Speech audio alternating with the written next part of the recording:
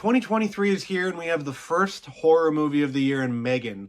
M3GAN is an interesting idea. It looks very weird. It was very memed out when the trailer came out, but the movie plays out a lot like Child's Play, and that's what I would describe it as. It is the Child's Play for this generation of horror. We've had not that many horror icons that have been born out of horror movies that we've had in this generation. We do have Frank Art the Clown from Terrifier, but other than him, really, we don't have that horror icon that people can latch onto like we have with Michael and Jason Voorhees and Chucky and all of those characters. So M3GAN gives us one of those new horror icons to jump onto, and the movie itself is very good. It's well paced. For some detractions, I could say that it could use a little more kills.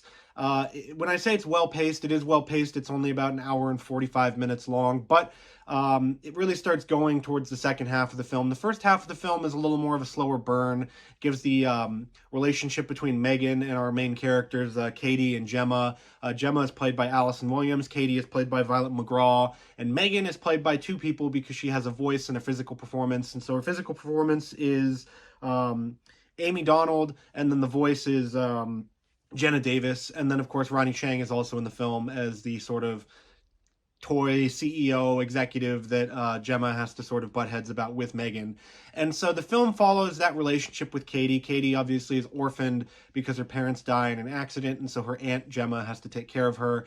And Gemma has a hard time getting through basically the grief and everything that Katie has to go through. She is a young girl that had her parents die. That's one of the worst things that can happen to somebody. And so she gets the bright idea to take the AI and sort of toy that she's been working on and put it in this body that turns into M3GAN. And so M3GAN's supposed to be this toy, this very expensive luxury toy that you use to sort of help your kids get through things and basically take over as a parent. And it, of course, goes wrong when M3GAN starts learning as AI does. And so the movie has a lot of commentary on AI and technology and how we deal with technology throughout our lives. And it's very funny in that way. And there's a lot of scenes that are sort of so awkward and cringy that they become funny, particularly when M3GAN is helping Katie deal with sort of some of her grief and stuff like that. When you do get to the kills, they are pretty inventive. They are pretty awesome.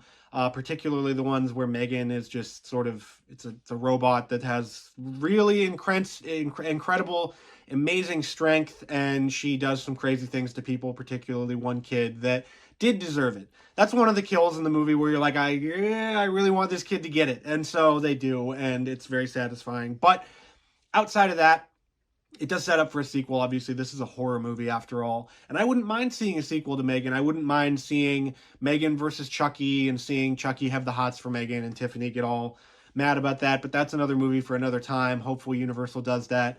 But M3GAN really sets off the year well here with a nice horror movie for you to get into. It might not be as scary as you think. The PG-13 versus R-rated stuff. Would it have been nicer if it was R-rated? I don't think so, actually. I think the director, Gerard Johnstone, came out and said that they did have an R-rated cut, but they did reshoot some things so that it could be PG-13. And I think it works for that really well with the scenes where there is some sort of fright and some sort of horror. Would it have been nice to see M3GAN tear people from limb? Yes, but the scenes that are in the movie now leave more up for your imagination to think about what's happening, especially in some of those more visceral, inventive kills that M3GAN goes through. It was written by Akilah Cooper with a story from James Wan, so if you've seen *Malignant*, those two worked on that movie as well. And it's very much so like that, with the sort of horror, comedy, commentary that you get from that film. But here it's a little toned down, but you still get a lot of that technological stuff here, and it's very, very funny in some of the ways that they deal with, the Alexas and Siris of the world. And then it sets itself up nicely for a sequel. So M3GAN is really well worth your watch.